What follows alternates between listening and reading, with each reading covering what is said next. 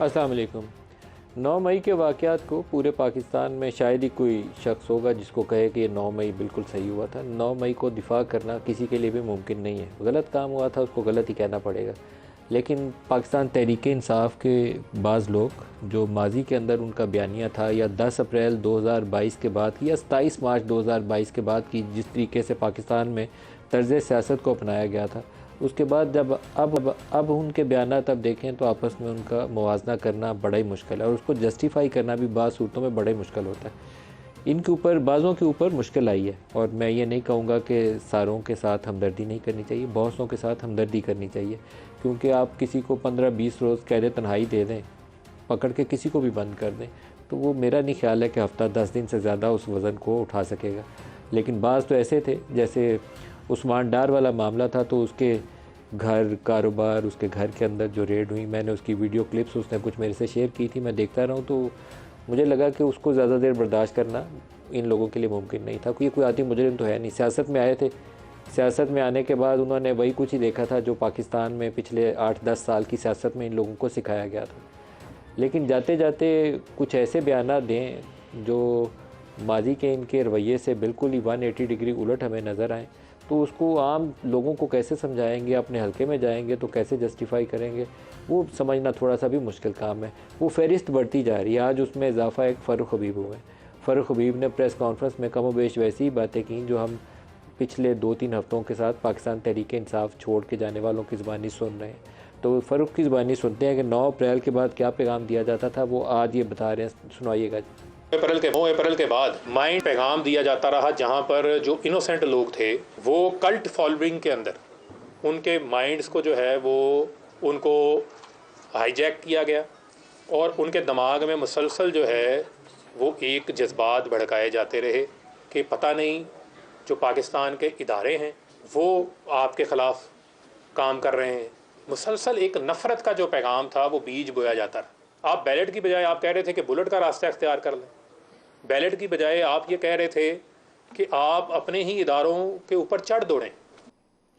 फ़ारूक बयान को मैं एक इंडिपेंडेंट स्टेटमेंट उनकी तस्वुर नहीं करता, क्योंकि मुझे नहीं मालूम है कि पिछले 10-15 रोज़ वो किस ज़हनी कैफियत से गुजरे होंगे, इसलिए वो ऐसे बयान दे रहे हैं। लेकिन एक उन्होंने अभी लफ्ज़ इस्तेमाल किया कल्ट फॉलोइंग का, उससे मेरा काफ़ी ज़्यादा इत्तेफाक है। लेकिन ये चीज़ उस वक्त पाकिस्तान तहरीक-ए-इंसाफ़ जब इनकी हुकूमत चल रही थी, कोई बंदा ना मानने पे तैयार था ना सुनने पे तैयार था। 27 मार्च 2022 के बाद का जो बयानिया था कि वो जनरल बाजवा मीर जाफ़र मीर सादक हो गया, और इमरान खान सबसे अच्छा पाकिस्तान बचाने आया था, जिसको अमेरिका की माँ पे इसने साजिश करके गिरा दिया, इसलिए पाकिस्तान तबाह हो गया। ये बयानिया कल्ट फॉलोइंग का ही नतीजा था कि पूरे पाकिस्तान में बिका था। ये जो नफ़रत वाला बीज था जिससे 9 मई हुआ, उसके सारे लोग ज़िम्मेदार हैं। ये वो लोग भी जिन्होंने 2011 से इन्वेस्टमेंट की थी, उन लोगों का कभी उनको पाकिस्तानी कौम के सामने उन्हें जवाब देना चाहिए। 9 मई फ़ौज के ऊपर हमला ना होता अगर ये तर्ज़ सियासत पाकिस्तान में ना अपनाया जाता। वो चोर और डाकू डी चौक पे धरना 126 रोज़, फिर वो नहीं तो फैज़ाबाद धरना, उसके पीछे कौन था, कौन मास्टरमाइंड था, किसने ये चोर डाकू वाला बयानिया बनाया था। किसी दिन सच बोलेंगे तो आपको आइंदा के लिए इस्लाह के लिए मौका मिल जाएगा। 9 मई के ऊपर क्या कह रहे हैं फ़ारूक हबीब, वो भी सुनाइएगा। 9 मई का वाक़या है, इस पे आपने मुसलसल लोगों की जहन साजी की कि लोग उस हद तक पहुंच गए कि उससे पहले आपके कितने मुजाहरे कोर कमांडर हाउस के बाहर हुए, उससे पहले आपके कितने मुजाहरे कैंट के अंदर हुए, कितने मुजाहरे आपके फ़ौजी अमलाक के सामने हुए। लेकिन उस दिन चंद लोगों को क्या ख़ास हदायत थी जिनका हमें नहीं पता था। यानी मेरे लिए अनएक्सपेक्टेड था। मैं लाहौर में था, मेरी उस वक्त तबीयत ख़राब थी। जब गिरफ़्तारी हुई मुझे मेरी वाइफ ने मुझे बताया कि खान साहब गिरफ़्तार हो गए। मैं उस वक्त सोया वाला दवाई खा के, और जो कुछ उस दिन हुआ, जिस तरीके से हुआ, ये इंतहाई अफसोसनाक था, ये इंतहाई कंडेमनेबल था, और ये पाकिस्तान की तारीख़ के अंदर एक स्याह वाक़े के तौर के ऊपर जो है इसको याद रखा जाएगा। किस तरीके से आपने चीज़ों को, एक माइंड सेट को एक ऐसे बॉइलिंग पॉइंट के ऊपर पहुंचा दिया कि लोग अपनी अफवाज के ख़िलाफ़ लड़ने निकल पड़े। ये रवैया बहरहाल दुरुस्त नहीं था। ये जो अभी इन्होंने आखिरी जुमला बोला है ना, मैं बार बार कहता हूँ कि अपनी कौम को अपनी फ़ौज से लड़ाना ये लीडरशिप नहीं है। लीडरशिप का इम्तहान होता है कि आप एक विजन देते हैं कि मुश्किल से कैसे निकलना है। ये क्योस का अफरा तफरी का रास्ता था, ये बेहतर नहीं था। फ़ौज अगर इक़्तिदार पे कब्ज़ा करती है, सियासत में मुदाखलत करती है, उसकी मजम्मत करनी चाहिए, उसके ऊपर आपको बयानिया बनाना चाहिए। लेकिन आप ये बयानिया कैसे दे सकते हैं कि जब आप खुद फ़ौज के कंधों पर सवार हो के आपने हुकूमत ली हो। पाकिस्तान में नवाज़ शरीफ भी उसी की मिसाल है और इमरान खान भी उसी की मिसाल है। इनमें से कोई कहे कि वोट को इज़्ज़त दो या मैं तो सबसे ज़्यादा जमहूरियत पसंद हूँ, तो दोनों बातें झूठ होंगी। दोनों इसी रास्ते से इक़्तिदार में आए थे और उसी रास्ते से इक़्तिदार से गए भी हैं। आज जो प्रोग्राम में हमारे साथ शुरका हैं उनसे इस पर बात करेंगे। हमारे साथ हैं नईम हैदर पंजोथा साहब, इसके अलावा हमारे साथ हैं आबिद शेर अली साहब, सीनियर रहनुमा PMLN से, और हाशिम डोगर साहब हैं इस्तेहकाम पाकिस्तान पार्टी से। सबको प्रोग्राम में खुश आमदीद कहूँगा। पंजोथा साहब, आपसे पहले शुरू करते हैं। PTI और इमरान खान कहाँ स्टैंड करते हैं आप? Thank you so much Nadeem साहब, आपने दावत दी, मौका दिया। देखें जी, इमरान खान साहब को नो डाउट जितना जब से उनकी हुकूमत गई 16 महीनों में जिस तरह से क्रिमिनल मशीनरी का इस्तेमाल किया गया और उनके ऊपर केसेस बनाए गए। Criminal machinery? बिल्कुल क्रिमिनल मिशन जी। ये किसे कह रहे हैं आप? देखें, ये जो स्टेट्स और जितने इदारे हैं उन्होंने सब ने जो है वो पॉलिटिकल विक्टिमाइजेशन करते हुए बाकायदा तौर पर जो है वो उनके ऊपर इतने केसेस बनाए गए। क्रिमिनल मशीनरी कौन है? क्रिमिनल मशीनरी जो है वो इस्तेमाल की गई, यानी क्रिमिनल लॉ जो है इनके ऊपर मुकदमात बनाए गए, उनके ऊपर जो है CRPC के अंदर जो प्रोविजंस है उसको आप कह रहे हैं? जी जी। तो ये बाकायदा तौर पर 16 महीनों में उनके ऊपर इतने मुकदमात बनाए गए। जैसे दफ़ा 144 की खिलाफ वर्जी के ऊपर FIR दर्ज हो रही है। कभी तोशाखाना के अंदर 3 कार्रवाइयाँ, अलकादर ट्रस्ट 9 मई वाले मामलात वाक़यात। तो बात यह है कि उनके ऊपर इस तरह से उनको केसेस के अंदर इन्वॉल्व किया गया। सीक्रेट एक्ट वाला मामला भी है ना? जी, ऑफिशियल सीक्रेट एक्ट वाला मामला भी तो है। कोई और ऐसा है जिसके अंदर कोई भारी सज़ा भी किसी में मिल सकती है?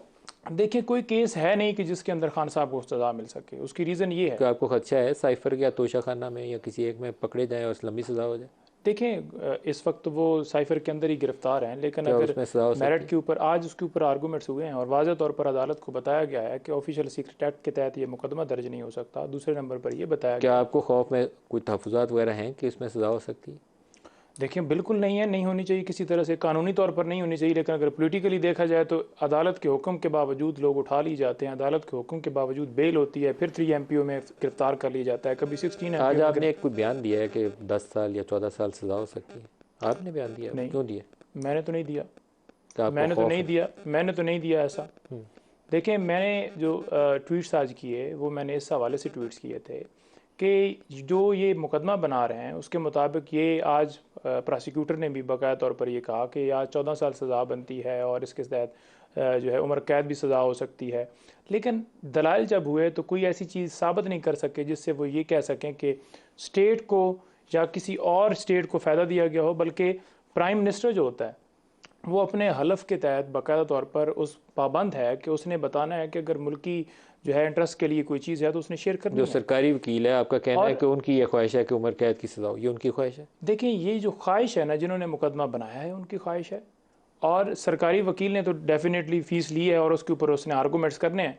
लेकिन बात ये है कि ये जो मुकदमा दर्ज किया गया है ये ऑफिशियल सीक्रेट एक्ट का मुकदमा बनता नहीं था। दूसरे नंबर पर बनता या नहीं बनता, लेकिन आपको तो उसी चीज़ का अब सामने है ना, वो तो अब सामने तो केस वही है ऑफिशियल सीक्रेट। देखें, या तोशाखाना का या फिर तीसरा वो तोशाखाना के अंदर तो देखें एक केस के अंदर सस्पेंशन हो गई है और अभी नैब के अंदर वो तोशाखाना वाला मामला पेंडिंग है या एक FIR भी दर्ज की गई है। वो तो गिनते जाएँ तो आपको मुकदमात मिलते ही जाएंगे। लेकिन बात यह है ना कि क्या इस साइफर से किसी और मुल्क को कैसे फ़ायदा हो? बाहर से एक धमकी मिलती है और उस धमकी की सूरत में हम रेजोल्यूशन भी दूसरे दिन ले आते हैं और फिर उसे वज़ीर-ए-आज़म को हटा के फिर उसके ऊपर FIR भी दर्ज कर दी जाती है और उसे जेल में डाल दिया जाता है। और फिर हम कहते हैं जी कि ये लें जी, नेशनल हीरो हमारे जो हैं वो हमने अंदर भी डाल दिया, आपने तो सिर्फ ये कहा था कि वज़ीर-ए-आज़म को हटाना है और हमने उसके ऊपर FIR भी दर्ज कर दी है और अंदर भी डाल दिया है।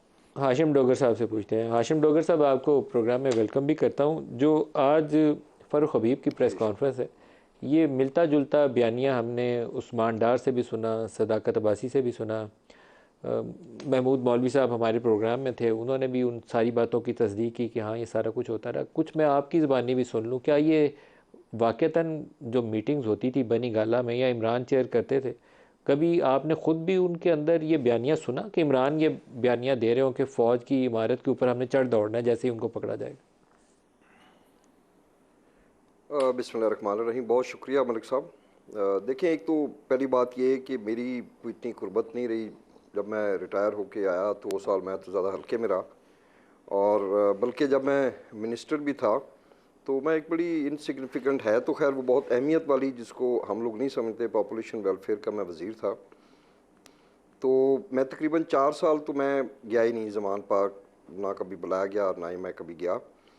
और मैंने अलबत्ता मीटिंग्स अटेंड करना शुरू की जब मैं वज़ीर दाखिला बना टुवर्ड्स द एंड, कोई 3 साढ़े 3 माह। तो उसमें ये कहना कि डायरेक्टली कि जी आपने हथियार ले लेने और इंस्टॉलेशंस पे हमला करना है, तो मैं समझता हूँ कि इतना ओपनली, क्योंकि उन मीटिंग्स में 40-50 लोग तो होते हैं ऑलमोस्ट, कुछ आपके पास उधर बैठे होते हैं और कुछ लोग जो हैं वो फिर आपके साथ जूम या किसी और लिंक के ज़रिए मौजूद होते हैं। मगर कुछ चीज़ें डायरेक्टली होती हैं, कुछ इनडायरेक्टली होती हैं। इसका एक बहुत बड़ा इंडिकेटर ये था कि जब पहले इमरान खान साहब को लॉन्ग मार्च के दौरान जब वो हिट हुए, उनको बुलेट्स लगी, तो उसके बाद इधर ज़मान पार्क से ही एक काफ़ी तादाद में लोग थे जिन्होंने उधर उसी वक्त ये प्लान हुआ या नारा लगा कि आइए हम चलते हैं जिन्ना हाउस की तरफ। ये लोग, ये मॉब वहाँ से मूव हुआ और फोर्ट्रेस स्टेडियम के सामने फिर इनको रोक दिया गया या ये रुक गए, बहरहाल रोक दिया गया, तो ये वापस चले गए। मैं समझता हूँ कि दैट वाज अ टाइम जिसमें पार्टी क़यादत को ये बैठ के सोचना चाहिए था कि अगर उन्होंने नहीं कहा तो लोग उधर क्यों गए, और अगर गए हैं तो अब इसको आइंदा हमने क्या करना है, क्योंकि ये तो नज़र आ रहा था कि खान साहब ने अरेस्ट होना है, उनके ऊपर जितने केसेस थे। तो इसका मतलब है कि उसको एंडोर्स किया गया। उसका मतलब है कि जब लोग लिबर्टी चौक में इकट्ठे हुए, और मैं पहले भी कहता हूँ कि असूल तो ये था कि वहाँ पे 4-5 लाख लोग इकट्ठे हो जाते हैं, जो खान साहब को बताया गया था कि बहुत सारे लोग आपके पीछे हैं, ये वहाँ बैठते, ये प्रोटेस्ट करते, 10 दिन बैठे रहते। तो मैं समझता हूँ कि वो तो थी एक डेमोक्रेटिक मूवमेंट। मगर वहीं पे नारा लगा, वहीं पे, और अब आप ये भी नहीं कह सकते कि वो सिर्फ कारकुन थे, अब आप ये भी नहीं कह सकते कि वो तो पता नहीं कौन लोग थे, कोई नामालूम थे, क्योंकि उनके अंदर तो हमारी पार्टी की सीनियर लीडरशिप मौजूद थी जो कि हाशिम डोगर साहब, ये 3-4 वाक़यात हैं ये कोर कमांडर हाउस और GHQ के सामने जाने के। एक वाक़या 10 अप्रैल 2022 को होता है, दूसरा वाक़या 25 मई 2022 को होता है, फिर इमरान खान को जिस दिन वज़ीराबाद में हिट होते हैं उस दिन तीसरा वाक़या, और ये चौथा था 9 मई। मैं लेकिन दोबारा आपसे सवाल दोहराऊंगा अपना, इसके अलावा मैं मीटिंग में अगर बराह रास्त इमरान नहीं कह रहे थे तो कोई और कह रहा था कि हमने जाना है और GHQ के बाहर या कोर कमांडर हाउस के बाहर अटैक करना है। मैं नाम पूछे बगैर, लेकिन क्या उन मीटिंग में कभी ये डिस्कशन में आता था? ये बिल्कुल, ये तो डिस्कशन होते थे कि आइंदा जो एहतजाज है ये तो इस तरह कोर कमांडर हाउस या GHQ के सामने ही होगा, और ये तो बिल्कुल ये PTI की मीटिंग्स के अंदर होता था, और PTI की मीटिंग में डिस्कस होता था।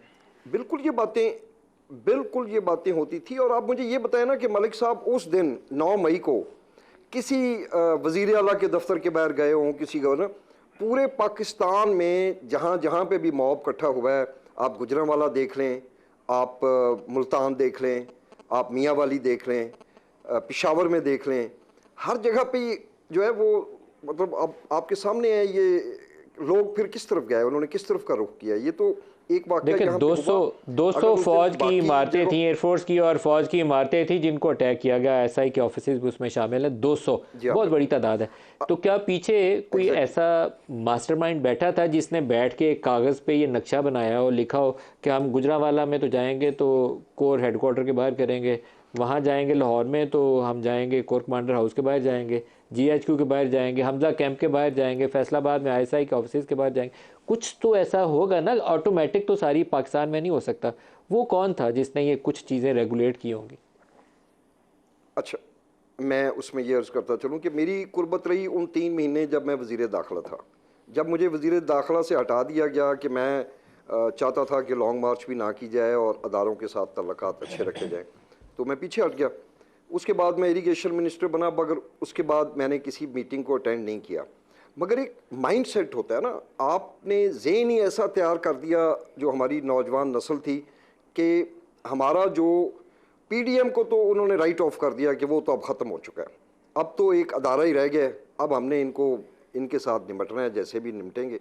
तो उसके बाद तो फिर कोई आगे ताकत नहीं रह जाएगी कि हमें, यानी अब इन सारी बात क्या है, इनका मतलब तो यही है कि अगर मैं हूँ, मैं अपने बच्चों को सारा दिन ये बताऊँ एक ख़ास किसी शख्स का नाम लेके कि ये हमारा दुश्मन है, ये तो फिर मुझे उसको अल्टीमेटली कहने की ज़रूरत नहीं है कि जाएं और आप इसको कुछ कर दें, वो फिर खुद ही कर देंगे।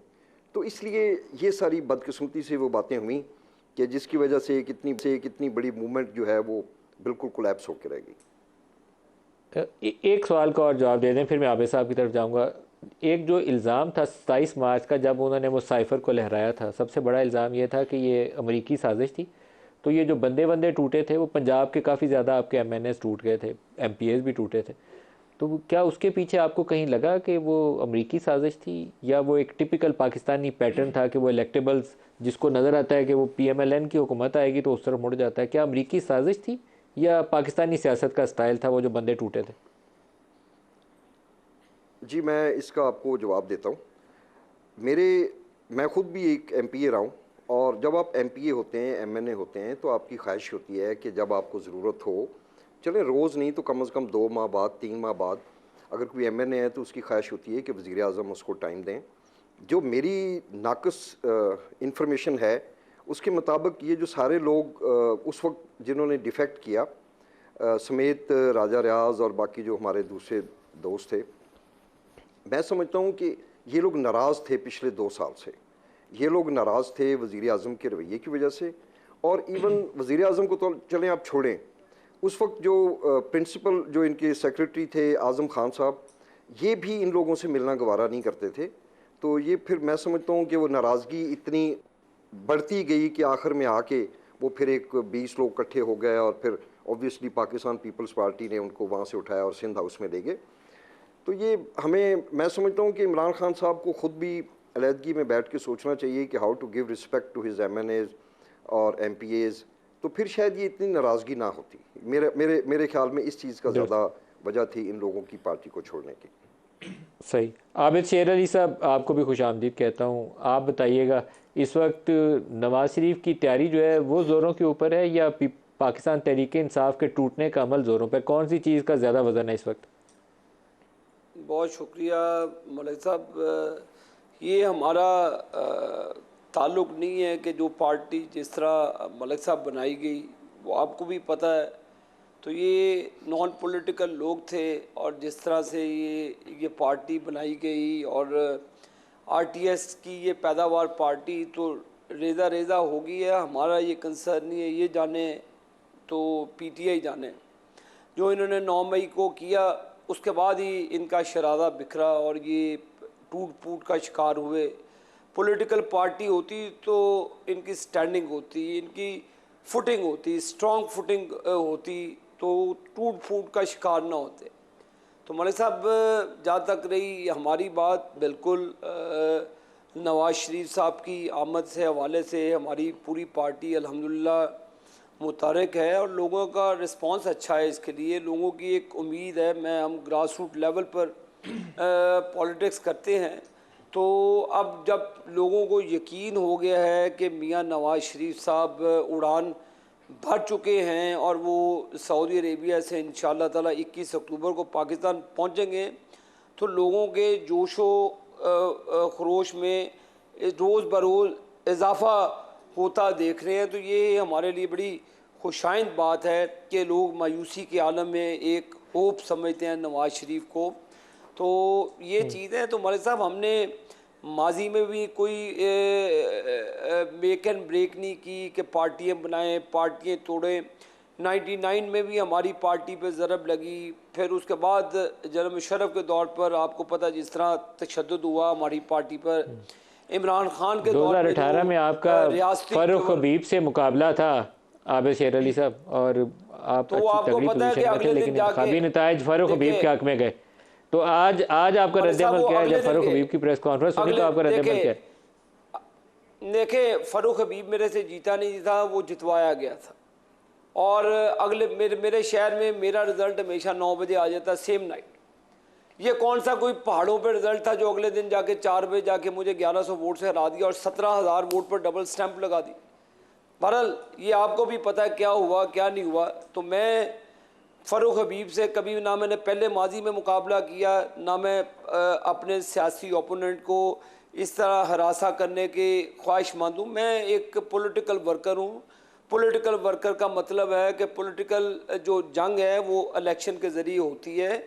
हम इलेक्शन से उम्मीद रखते हैं, अवाम से तवक्कुआत रखते हैं। मैंने कभी, ना मेरे वालिद ने, ना कभी मेरी पार्टी ने हमें ये तरजीह नहीं दी कि आप अपने ओपोनेंट को पॉलिटिकल विक्टिमाइजेशन के ज़रिए रिंग से आउट करें। तो जो किसी ने मलिक साहब किया, जो किसी ने किया होगा, जो उनके करतूत होंगे, तो उन करतूतों की बुनियाद पर ही वो पार्टी को गुड बाय कह रहे हैं। तो एक तो मुझे वो वर्ड याद है, गुड टू सी यू। तो इनको भी यही कहूँगा, अब ये जो शराजा बिखर रहे थे, तो मैं इस पर अब क्या कमेंट्स दूँ। तो ये उनका अपना अंदरूनी मामला है। तो ये जहाँ तक आप हमारी बात करेंगे, इंशाअल्लाह ताला मियाँ नवाज शरीफ का इस्तकबाल पाकिस्तान की तारीख का मलिक साहब इंशाअल्लाह सबसे बड़ा इस्तकबाल होगा 21 अक्टूबर को। एक ब्रेक ले लें, ब्रेक से बात करते हैं।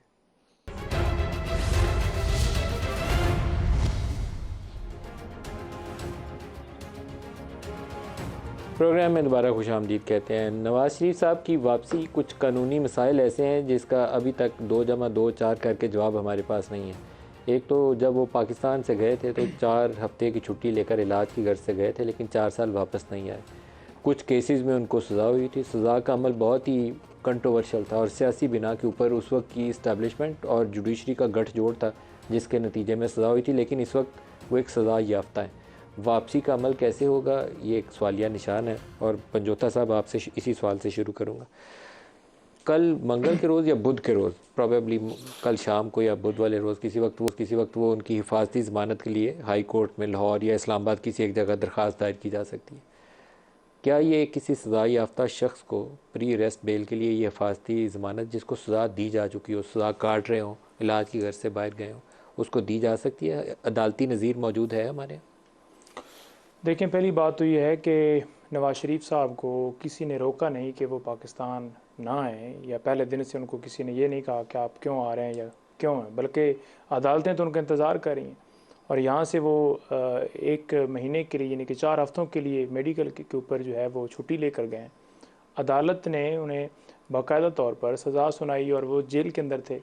अब जेल से एक कन्विक्टेड पर्सन जो है उसको बाहर वो गए और उनको इसके ऊपर कभी भी प्रोटेक्टिव बेल नहीं मिल सकती, क्योंकि ये बड़ा वाज़ह तौर पर कानून है, बड़ा वाज़ह तौर पर लॉ मौजूद है। और पाकिस्तान की हिस्ट्री में कभी ऐसा नहीं हुआ। हमेशा एक वाज़ह चीज़ ये है ना जी कि वो इस वक्त अंडर ट्रायल कैदी नहीं है, अंडर ट्रायल यानी कि मुलज़म नहीं है, बल्कि वो एक सज़ा याफ्ता मुजरिम है। अगर किसी पे इल्ज़ाम हो और एब्सकॉन्डर हो, फिर आपको प्रोटेक्टिव बेल मिलती है कि आप सरेंडर आए करें अदालत के सामने, लेकिन यहाँ सज़ा हो चुकी है। यहाँ सज़ा हो चुकी है, तो आप कहते हैं कि यहाँ कोई ऐसी नज़ीर मौजूद नहीं है पाकिस्तान की तारीख में? नज़ीर नहीं मौजूद और नहीं मिल सकती। दूसरे नंबर पर आप ये देखें ना कि वो इश्तिहारी हैं, अदालत ने उन्हें इश्तिहारी करार दिया हुआ है। इश्तिहारी जो है वो ख़त्म नहीं। मुलज़म भी अगर एब्सकॉन्डर हो तो उसको प्रोटेक्टिव बेल मिल जाती है, लेकिन यहाँ वो कन्विक्टेड है। जी, ये मुजरम है।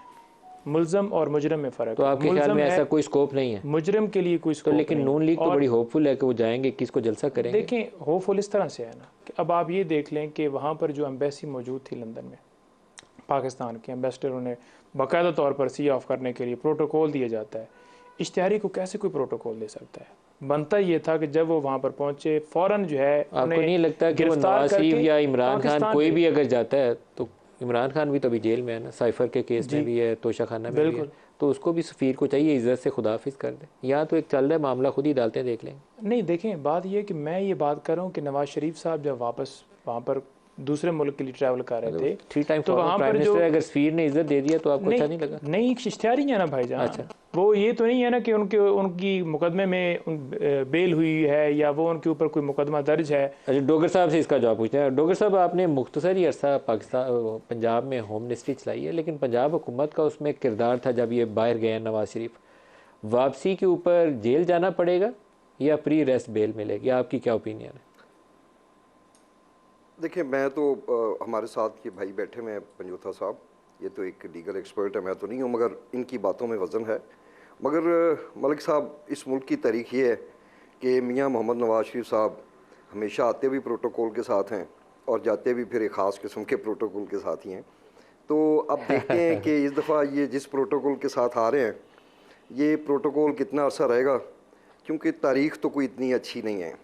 वो होता यही है कि 2-4 महीने काम चलता है, फिर काम बिगड़ जाता है। तो बाकी आई डोंट नो किस लेवल की अंडरस्टैंडिंग है। लग तो यही रहा है कि आ जाएंगे प्रोटोकॉल के साथ, जलसा भी करेंगे और पता नहीं अब रिलीफ क्या क्या मिलता है। मगर असल सवालिया निशान ये है कि ये प्रोटोकॉल रहेगा कितना अर्सा। बाकी ये आपको पता नहीं क्यों क्या देशा है उम्मीद कि और 3-4 क्या महीने से hopes ज़्यादा नहीं हमें- चलना? माजी का रिकॉर्ड इस तरह है ना, वो जैसे बदकिस्मती से एक हमारी तारीख बन गई कि पाकिस्तान ने कभी भी भारत को वर्ल्ड कप में शिकस्त नहीं दी, तो वो आज तक वो तारीख दोहराई जा रही है। अगर आप 85 से शुरू करें तो आज 2023 के अंदर तारीख तो यही है कि प्रोटोकॉल आता है फिर जाता है, फिर आता है फिर जाता है। अब ये चौथी पांचवी सर दफा लेकिन मिलना हमने है। इंडिया तो को मगर वनडे इसमें- इंटरनेशनल में कभी वर्ल्ड कप में नहीं हराया, लेकिन T20 में हमने हराया हुआ है, ज़हन में रखिएगा। हाँ, हाँ। लंबा मैच नहीं हरा बिल्कुल सकते, उसमें हराया, छोटे मगर मैच तो- में शिकस्त दी हुई है। देखे ना, असल तो बैटल वही है ना जी, ये जो वर्ल्ड कप के जो मैचेस हैं और बदकिस्मती से वो हम नहीं जीते। मेरा सिर्फ एक सवालिया निशान ये है कि आज जो इतनी उम्मीद पूरी कौम को दी जा रही है, बड़े एक्साइटेड हैं नून लीग वाले, अच्छी बात है, उनके लीडर हैं, उनको आना चाहिए और मैं उनके आने के हक़ में हूँ। तो मतलब करेंगे क्या कोई इस दफ़ा नए वज़ीर ख़जाना लाएंगे? क्या कोई इस दफ़ा कोई नए मतलब वज़ीर ख़ारजा लाएंगे कि जो पूरी दुनिया के साथ मामलात अच्छे कर देगा, मुल्क में मईशत? इससे तो देखें ना, 16 माह के अंदर इतनी मायूसी फैली। भाई हैं हमारे आबिद शेर अली साहब बैठे हुए हैं, पता नहीं शायद मुंह पे लोग नहीं कहते, हमें भी शायद नहीं कहते होंगे। अवाम में सूरत हाल बहुत मुख्तलिफ है और इनके लिए लोगों को निकालना, वोट लेना लेकिन डोगर साहब बहुत मुश्किल होगा। तासुर तो यह है कि नवाज शरीफ साहब जैसे एक डील के नतीजे में जहाज़ में बैठ के यहाँ से लंदन गए थे, एक डील के नतीजे में ही जहाज़ में बैठ के लाहौर लैंड करेंगे। तो डील जिससे होती है आपको भी पता है और मुझे भी पता है, तो उस डील के बाद तो राहें आमतौर पर खुल जाती हैं, तो डील से तो राहें खुल जाती हैं। बहुत अरसा खुली नहीं ना रहती फिर वो। अब मैं ये समझता हूँ कि इस एक्सपेरिमेंट में आके ये जो 2-2.5 माह से कुछ हमें थोड़ी बहुत एक गुड न्यूज़ मिलनी शुरू हुई, रोज़ उठते हैं तो पता लगता है जी डॉलर 1 रुपया 21 पैसे, 1 रुपया 22 पैसे तकरीबन डेली गिर रहा है। तो खुदा जानता है, खौफ आता है जब आप नाम लेते हैं ना कि इसहाक डार साहब दोबारा वज़ीर ख़जाना बनेंगे, तो कहीं हम दोबारा यही 400 वाली मंजिल और 500 वाली मंजिल पे ना पहुँच जाएँ।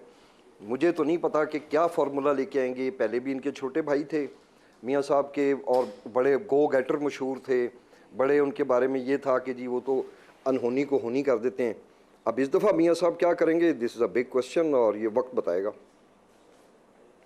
आबिद शेर अली साहब आप बताइए, 16 माह की जो हुकूमत थी शहबाज शरीफ की, उसने पंजाब में आपकी सियासत को बहुत नुकसान पहुँचाया है। नवाज शरीफ क्या ऐसा मुख्तलिफ करेंगे कि पंजाब में आपको दोबारा कदम जमाने का मौका मिल जाए? आप तगड़े थे PTI के दौर में, लेकिन ये PDM के 16 माह में आप लोग अब कदम जमाने की पोजीशन में नहीं रहे, इतना ज़्यादा फ़र्क पड़ गया। मलिक साहब, पहले तो मैं पंजोता साहब की बात का जवाब देता हूँ। इनको बड़ा शौक़ है कि नवाज शरीफ के जो ख़िलाफ़ बातें करते हैं, ये अपने बंदे की जिसकी वकालत करते हैं वो कौन, वो मुजरिम नहीं है, वो चोर नहीं है, उसने डाका नहीं मारा। इनको वैसे अपने अल्फाज पर गौर करना बात कर भी नहीं रहे ना, आपके जलसे की बात सुने, बड़े बोलना नहीं है बीच में, तुमने बिल्कुल नहीं बोलना। लॉजिकली बात किया करें ना, हम कोई बात करें जो हम बात करें उसके ऊपर बात किया करें ना। मैंने तुम्हारी बात को बड़े तहम्मुल से सुना, अब तुम भी मेरी बात को तहम्मुल से सुनो, ठीक है? आपने मेरे लीडर को जो कहा, अब आप भी तहजीब के दायरे में बात करें और तहम्मुल से सुने। मैं भी तहजीब से बात कर रहा हूँ, आप भी तहजीब से करें। आपका बंदा चोर, ये कोई आपका बंदा डाकू, आप तरीकाकार है, ये मेरा तरीकाकार है। 4 साल बाद भाग गया, कमाल कर रहे हैं। मैं मेरे कभी शौक पूरा करना, मेरे सामने बैठ के प्रोग्राम करना, मैं फिर तुम्हारे सारे शौक पूरे करूँ। तो आप आ जाएं, मलिक साहब बात आ जाएं। मैं आ जाना, मलिक साहब को कहीं किसी दिन स्टूडियो में बुला लेना तो आ जाना और ये ज़बान जरा इस्तेमाल करके देखना मेरे साथ, मैं फिर तुम्हें बताऊंगा कि इसका जवाब कैसे देते हैं। टॉक शो है, लोगों को एजुकेट करने को नहीं है, आप जो है ना दंगल के लिए नहीं है, दंगल के लिए नहीं है, बिल्कुल को तहजीब होनी चाहिए कि ये जो आपका तरीकाकार है जमात का, और आप आज वो ही शो कर रहे हैं अपने कंडक्ट। आप अपने आर्गुमेंट मलिक साहब, आबिद साहब आप अपने आर्गुमेंट जो जज ऊपर मॉनिटरिंग बिठाकर अरशद मलिक की जुबानी, जिस तरह इन्होंने नवाज शरीफ साहब को सजाएं दी, जो जिस तरह केस ट्रायल किया गया, जिन एविडेंस की बुनियाद पर केस ट्रायल किया गया, मुझे बताए था क्या? अकामे पे निकाल दिया, पे नामे पे शुरू किया, कोई बताते कि नवाज शरीफ ने कहीं से किक बैक्स ले ली, कोई कोई Heaven चोरी की, कोई ये तोशा खाने की घड़ियां ले ली, कोई नवाज शरीफ ने कोई एक भी करप्शन की कोई चीज़ बता देते कौम को, जी ये नवाज शरीफ ने नुकसान पहुंचाया पाकिस्तान को, उसी की मोटरवे पे बैठ के ये इमरान खान चोर की आकर वकालत करते हैं, उसी मोटरवे पे बैठ के ये सफर करते हैं, नवाज शरीफ के बनाए हुए हवाई अड्डों से ये जहाज में ट्रैवल करते हैं, नवाज शरीफ के बनाए हुए पाकिस्तान के तरक्की याफ्ता ट्रेनों में बैठ के ये सफर करते हैं, बसों में बैठ के सफर करते हैं। उस वक्त इनको नवाज शरीफ याद नहीं आता। या मुझे बताएं कि 5 साल, सुन ले मेरी बात, आपने 5 साल किया क्या? जो सवाल था उस सवाल का आपने जवाब नहीं दिया। जवाब वो नहीं देना, पाकिस्तान का बेड़ा गर्क कर दिया। ये आपने 16 महीने जो हुकूमत की है उसका जवाब दे दीजिए जो नदीम मलिक साहब कह रहे हैं। सवाल तो आपके साथ ये था कि 16 माह की पीडीएम की हुकूमत के बाद 6 पॉइंट प्लस जो है वो इकोनॉमी थी, आप ही से जवाब मांगा है, लेकिन आपसे सवाल ये है कि 16 माह की पीडीएम की हुकूमत के बाद जो नुकसान आपको पंजाब में पहुंचा है, नवाज शरीफ उसको किस तरीके से रिवर्स करेंगे, ये मेरा सवाल है। और ये सवाल डोगर साहब का भी है, मेरे ख्याल में बिल्कुल जायज सवाल है, आपको जवाब देना चाहिए। आप तगड़े थे पंजाब में, लेकिन 16 माह के बाद आप तगड़े नहीं। नवाज शरीफ पहले खुद तो रिवर्स करें, वो क्यों नहीं आ रही थी? उन्हें पता है कि आगे से अवाम का कोई हाल होना है। क्या आदमी है मलिक साहब? आपने ये किस किस्म का आदमी है ये? इसको जरा खामोशी। नहीं आबिद साहब, आप अपना जवाब दें। जी जी, ये कोई तरीकाकार नहीं है ये मलिक साहब। बात ये है कि नवाज शरीफ साहब के पास वही चीज़ें हैं जो उसने माजी में डिलीवर की। 18 घंटे की लोड शेडिंग वाले मुल्क को 13,000 मेगावाट बिजली दी। इन्होंने क्या किया? डैम बना के दिया। अब मुझे बताएं कि IMF के साथ जो डील की, पकड़ लो नफरत, पकड़ लो केसेस कर दो, हिरवन डाल दो, कोई कंस्ट्रक्टिव पॉलिटिक्स की हो। मेरी परफॉर्मेंस की बात कर रहा हूँ, सुन ले मेरी बात, फॉर गॉड सेक सुन ले मेरी बात। आप चाहते हैं कि यहाँ पे बदतमीजी हो जाए तो हो जाएगी। मेरी मलिक साहब बात ये है कि आप मुझे बताएं कि नवाज शरीफ ने तो हमेशा डिलीवर किया, करके दिखाया। आपने पाकिस्तान को होप दी कि नया पाकिस्तान आ जाएगा, ये हो जाएगा, फलान हो जाएगा, फिर टीवी पे बैठकर आप वकालतें करते रहे। सर आबिद साहब 16 माह में शहबाज शरीफ की हुकूमत थी, उसकी परफॉर्मेंस भी तो बताएं ना। वो उसमें तो आप ही की हुकूमत थी ना। मुझे बताएं, छोटा भाई था नवाज शरीफ का, शहबाज शरीफ जिसकी हुकूमत थी। मेरी यार सुन, क्या उसके बाद आप पंजाब में सियासत के लिए पहुंच जमा सकते हैं? अल्लाह के फजलो करम से जमाए हुए हैं। जमाने के क्या मकसद है? अवाम के अंदर पता नहीं कहाँ जमाए हुए हैं सर। मैं मरे साहब आपकी इस बात को रिफ्यूज नहीं कर रहा। मुश्किल वक्त है, लोगों के मसले मसाइल हैं, लेकिन लोगों को ये भी पता कि क्या हुआ है। तो मैं तो पब्लिक में रहता हूँ, मैं तो रोज़ाना ही, मैं तो खुद मोहल्ले में रहने वाला आदमी हूँ। मुझे तो पता है कि लोगों की हालत ज़िंदगी क्या है। तो ये तो मैं इन चीज़ों को पर्दा नहीं डालना, लेकिन मुश्किल चीज़ों को हमारी जमात ने माजी में भी फेस किया, हमने अभी भी फेस किया। लोगों ने मलिक साहब, डोगर साहब कुछ ऐड करना चाह रहे हैं, डोगर साहब को भी मौका दें। डोगर साहब बात मैं इंतहाई एहतराम के साथ आबिद शेर अली साहब, मेरी सर गुजारिश ये है, मैं आपको हकीकत बता रहा हूँ कि जब अदम एतमाद की तहरीक पेश हुई हमारे ख़िलाफ़, यानी उस वक्त मैं PTI में था, पंजाब में हमारी ये सूरत हाल थी। हमारे इंटरनली लोग MPAs बैठ के बातें किया करते थे कि अगला इलेक्शन हमने किधर से लड़ना है। अगर आप सब्र और तहम्मुल से वो ना लेते वो हुकूमत, जब आपको पता था कि इतनी लैंड माइन्स बिछ गई हैं, तो मैं समझता हूँ कि अल्लाह के अलावा दुनिया की कोई ताकत आपको 2/3 अक्सरियत से वापस आने से नहीं रोक सकती थी। मगर अब आपको ये, चूँकि 16 माह आपने कर लिए, तो अब आपको ये डिफ़िकल्ट टाइम है। आप इसके ऊपर स्ट्रेटजी पे गौर करें कि ये हमने डैमेज कैसे रिकवर करना है। ये मेरी एक बड़ी हम्बल सी राय। डोगर साहब, मैं इंतहाई अदब के साथ डोगर साहब को इस बात का, इस डोगर साहब जो फरमा रहे हैं, मैं ये इसमें कोई दोहरा बात नहीं, जो वो फरमा रहे हैं ठीक फरमा रहे हैं। उनकी भी लोगों से बातचीत होती होगी, लेकिन डोगर साहब आप मुझे बताएं कि पाकिस्तान को श्रीलंका बना देते, क्या पाकिस्तान को जो तबाही की तरफ 3.5 साल गया, 1.5 साल ना फिर सियासत रहनी थी ना फिर रियासत रहनी थी, हमने ज़रूर लोगों की आबिद भाई इलेक्शन में चले जाते, फौरन इलेक्शन में चले जाते, that was the best solution at that time. पर मेरी बात सुन लें, वो भी आपने ठीक कहा, नवाज शरीफ साहब की ख्वाहिश थी कि इलेक्शन में चले जाए, मैं उस चीज़ का विटनेस हूँ।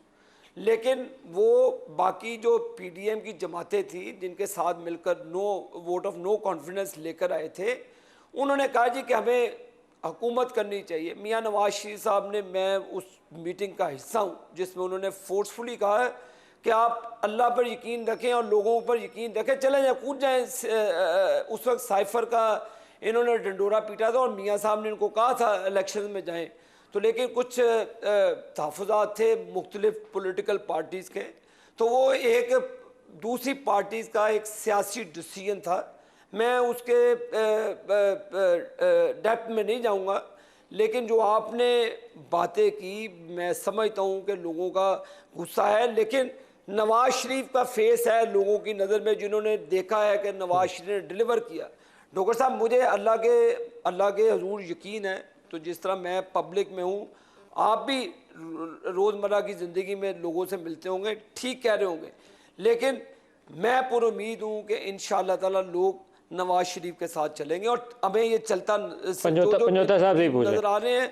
मैं आपको मैं डॉक्टर साहब मेरे भाई हैं, आप तशरीफ लाएं फैसलाबाद, मैं आपको ज़रा लोगों के व्यूज़ भी देता हूँ। मैं आपके कंसर्न को रद्द नहीं कर रहा, लोगों की परेशानियां हैं। पंजोता साहब से भी जवाब ले लें, परेशानी है, ठीक है, पंजोता साहब से भी जवाब ले लें। जी जी सर, जो 2018 के इंतखाबात थे उसमें नवाज शरीफ और मरियम दोनों जेल में थे, बाहर से वो वापस आए थे, एयरपोर्ट से गिरफ्तारी कर ली गई थी। आपके पार्टी के लीडर जो थे इमरान खान उस वक्त इस्टेब्लिशमेंट से मिले हुए थे और बेनिफिशरी थे उस पूरे अमल के। इस दफ़ा बज़ाहिर तासुर यही है, कल को क्या होगा पता नहीं है, कि इस दफ़ा इमरान खान जेल में होंगे। और जो कुछ पिछली दफ़ा आबिद शेर अली ने कहा ना 18,000 वो डबल स्टैंप्स लगी, ये नया फार्मूला है, 2013 में भी चला था, 2018 में भी यही फार्मूला चला था। रिजेक्टेड वोट्स की तादाद जो है वो जीतने और हारने के फ़र्क से ज़्यादा निकल आती है। तो अगर वही फार्मूला चलता है तो फिर कंटिन्यूएशन होगी 13, 18 और अब 24। देखें, बात यह है कि पहले तो 90 डेज़ के अंदर इलेक्शन होने चाहिए थे और होने चाहिए, क्योंकि आईन पाकिस्तान वाज़ेह है। Number 2, free and fair election जो हैं वो होने चाहिए। फ्री एंड फेयर इलेक्शन का क्या मतलब है? वो यही है कि लेवल प्लेइंग फील्ड तमाम जमातों को पिछली दफ़ा थी लेवल किसी तरह से किसी 18 में थी लेवल प्लेइंग फील्ड ना किया जाए। इमरान खान जिस वक्त उस वक्त लाडले बने हुए थे एस्टेब्लिशमेंट के, वो काम उसको मुनासिब था उसके लिए इमरान खान। देखिए, मैं ये गुजारिश कर रहा हूँ कि अगर किसी के ऊपर आपने भी सही लफ्ज़ इस्तेमाल किया था कि वो हीरो, क्रिकेट का हीरो था, 92 का वर्ल्ड कप जीता हुआ था, क्या उसके लिए यही रास्ता था कि वो जाके एस्टेब्लिशमेंट की गोद में बैठ के हुकूमत लेता? देखिए, मैं ये गुजारिश कर रहा हूँ कि लेवल प्लेइंग फील्ड का मैं क्या मतलब है, मैं ये नहीं कह रहा कि 18 में लेवल प्लेइंग फील्ड कहाँ थी, क्या 18 में पार्टी हो। देखिए, अगर किसी का मुकदमा जेन्युइन था तो उसने उस हिसाब से ट्रीट होना था, और अगर किसी को पॉलिटिकल विक्टिमाइज किया गया तो वो किया गया चाहिए था। तो मैं वही गुजारिश कर रहा हूँ, मैं तो कह रहा हूँ नवाज शरीफ की सजा का अमल था वो शफाफियत से आ रही था। नंबर 2, जो साकिब निसार साहब ने जिस तरीके से सुप्रीम कोर्ट को मैनेज किया था और जिस वक्त जो इस्टेब्लिशमेंट का रोल था, उसमें कोई दो राय नहीं है, ढकी छुपी बात ही नहीं है। दूसरी जो आपने सवाल किया वो आपने ये किया कि पाकिस्तान तरीके इंसाफ आएगी या नहीं आएगी। इस वक्त हम आएगी कहते नहीं हैं आएगी, मैं तो कह रहा हूँ कि इमरान खान मोस्ट लाइकली आइंदा इलेक्शन में जेल में होंगे और पीटीआई के लिए इंतखाबात। देखिए, केसेस अगर देखे जाएं तो 1 मिनट के लिए भी इमरान खान साहब को अंदर नहीं रखा जा सकता अगर केसेस देखे जाएं। लेकिन अगर आपने अदालत का हुक्म भी नहीं मानना, आइन को भी नहीं देखना, कानून को भी नहीं देखना, पाकिस्तान पीनल कोड को भी नहीं देखना, सीआरपीसी को भी नहीं देखना, किसी आपने जो है वो लॉ को नहीं देखना, तो फिर आप उन्हें अंदर डाल रखें। मुकाफाते अमल का मतलब अगर समझना हो ना तो 18 और 24 के इंतखाबात का फिर आपको समझना आसान हो जाएगा। 18 में जो कुछ वो करके आए थे अपने मुखालफों के साथ, वही कुछ आज अपने साथ। देखिए, उन्होंने क्यों करना था? किसने किया? क्या उन्होंने केसेस बनाए थे? किसने? क्या उन्होंने करप्शन के हवाले से झूठे केसेस बनाए थे? केस अभी जिसने बनाए उस वक्त भी वैसे ही बने थे। सबके एसेट्स निकाल लेना, इमरान खान के भी निकाल रहे हैं कि वजीर आज़म बनने से पहले उसके क्या थे, और इनके भी निकाल रहे हैं। जितनी दफा ले लें। देखिए, अलकादर का अगले दिन भी आपने सवाल किया, एक सवाल मेरा मुकम्मल होना दिया करें। अलकादर ट्रस्ट केस के अंदर 1 रुपए की भी करप्शन बता दें कि इमरान खान के अपने अकाउंट में बयान है जो शहबाज शरीफ कहते हैं कि एक ढेले की करप्शन निकला ही, तो मैं वही कह रहा हूँ ना जी, यहाँ पे भी 1 रुपए की करप्शन। देखिए, मैं ये कह रहा हूँ कि क्या उनके अकाउंट में पैसे हैं, सारी दुनिया मानती है, जो केस बनाया गया सबको पता है, सुप्रीम कोर्ट में पड़े। तो फिर इमरान खान रियाज मलिक के पैसे क्यों दिए 190 मिलियन पाउंड? देखिए, वो बड़ी वजाहत तो उसमें दे चुके हैं कि अगर हम केस लड़ते, इतना मुल्क का जो है वो मनी लगनी थी, और उसके ऊपर उन्होंने बड़ी वाज़ेह तौर पर अपने नहीं, 2 चीज़ों की कोई जस्टिफिकेशन नहीं है। डॉक्टर साहब, फिर आप वन साइडेड अगर करना है तो ठीक है, वो तो ना मानने वाली बात तो फिर आपकी अपनी है ना। ये जो रियलिटी चेक है ना वो आपको करना चाहिए। हाशिम डॉक्टर साहब, वन लाइनर जी।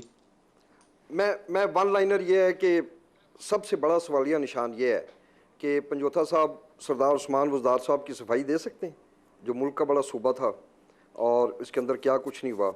मैं आज बदकिस्मती से मुझे ये कहना पड़ रहा है कि मैं 30 साल फ़ौज में रहा हूँ, MI ISI में सर्व किया, मैंने कभी नहीं सुना कि डिप्टी कमिश्नर जो हैं ज़िलों के वो पैसे दे के लगें। तो बहुत कुछ हुआ है। पंजोथा साहब छोड़ें, इमरान खान साहब अकेले को तो आप जो मर्जी जैसे मर्जी डिफेंड करें, there were many around him कि जिनको शायद डिफेंड करना मुश्किल होगा। एक लाइन में याबे साहब, आप लंबा नहीं करना, बहुत थोड़ा टाइम है। मैं तो मलिक साहब मैंने तो अपने सियासी मुखालिफ को, जो आपने इलेक्शन की धांधली की बात की, फ़ारूक हबीब का मेरा पिछले इलेक्शन में 55,000 वोट से मैंने हराया था उसको। मैंने पिछली जब हराया था 1,01,000 वोट लिया था। मैं उससे जब मुझे हराया गया मैंने 1,11,000 वोट लिया। मेरे 17,000 वोट को डबल स्टैम्प करके उसको रातों रात जिता दिया गया।